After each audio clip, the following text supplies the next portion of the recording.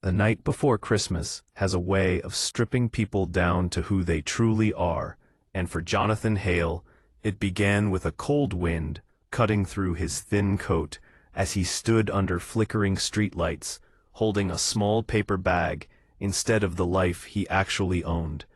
He was a billionaire known in boardrooms and headlines, but on this night he was just a man pretending to be poor. About to walk into a blind date that would quietly break his heart before gently putting it back together in a way he never expected. Before the story pulls you deeper, take a moment to like this video, share it, comment, and subscribe to the channel if you believe in kindness, second chances, and the power of unexpected moments. And tell us in the comments where you're watching from, because stories like this connect hearts across the world. Jonathan had everything money could buy, and nothing it couldn't. His parents had died years ago, leaving him an empire and a silence so loud it followed him everywhere. Board meetings filled his days, luxury apartments filled his nights, but neither could fill the emptiness that settled in his chest every Christmas. Year after year, he watched people smile at him because of his success, his influence, his name. He began to wonder if anyone would ever choose him without knowing what he had. So he made a decision that shocked even himself. He joined a Christmas charity blind date program meant to connect lonely people for the holidays, but he signed up under a false identity, listing himself as unemployed, struggling, and barely getting by. He wanted the truth, even if it hurt. He arrived at the small cafe chosen for the date, a place warmed by yellow lights and cheap decorations that tried their best to feel festive. Jonathan wore worn shoes, a faded sweater, and carried himself with the quiet humility of someone who expected nothing. Across the room sat Emily Carter, the woman he was supposed to meet. She looked polished, confident, and clearly uncomfortable as her eyes scanned him from head to toe. Jonathan felt the weight of her judgment before she even spoke to him, and something inside him tightened. Still, he sat, smiled gently, and listened as she spoke about her expectations, her dreams, her plans for the future. He shared pieces of his life, carefully shaped to fit the poor man he was pretending to be. As the minutes passed, the warmth between them never came. Her expressions grew colder, her body language more distant, and eventually, the rejection arrived as silently as falling snow.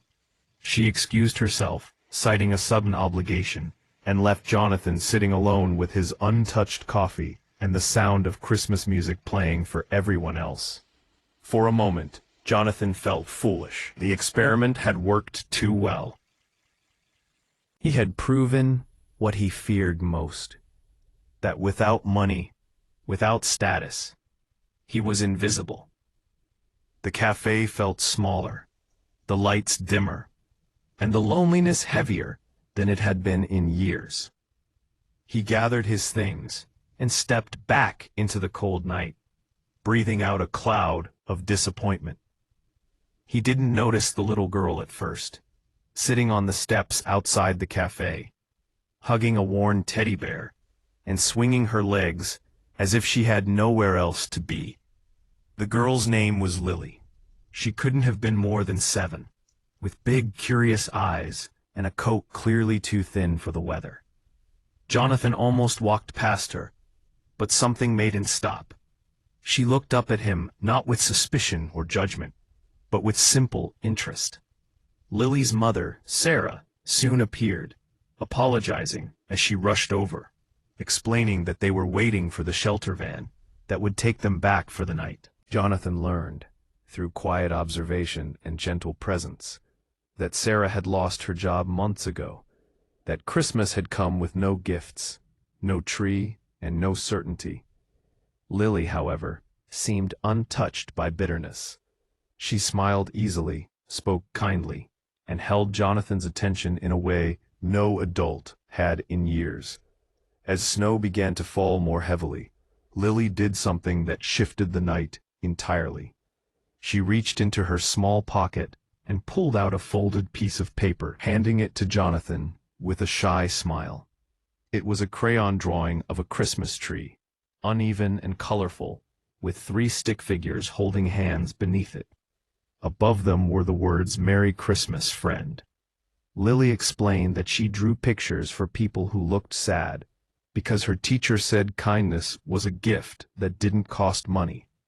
In that moment, Jonathan felt something crack open inside him. This child, who had nothing, had given him more than anyone else ever had. Jonathan spent the rest of the night with Sarah and Lily, helping them get warm, buying them food with the little cash he had on him, and listening to Sarah's story without judgment. He didn't reveal who he was. He didn't need to. For the first time in years, he felt seen, not for his wealth, but for his presence. When the shelter van arrived, Lily hugged him tightly, as if she instinctively knew he needed it. Jonathan stood there long after they left, the drawing pressed against his chest, tears freezing on his cheeks. That night changed everything. Jonathan returned home, not to loneliness, but to clarity. Over the following weeks, he quietly funded programs for families like Sarah's, expanded shelters, and created opportunities without attaching his name or face to them. He found Sarah through the charity network, helped her secure stable housing and work, and ensured Lily would never miss another Christmas. Still, he kept his distance, honoring the purity of that night. Months later, fate circled back gently. Jonathan attended a community Christmas event organized by one of his foundations. He dressed simply again, not out of experiment, but out of choice. In the crowd, he saw Sarah and Lily, healthier, happier, surrounded by warmth. Lily spotted him first and ran over, her smile brighter than any decoration. She remembered him as the sad man from Christmas night, not as a billionaire.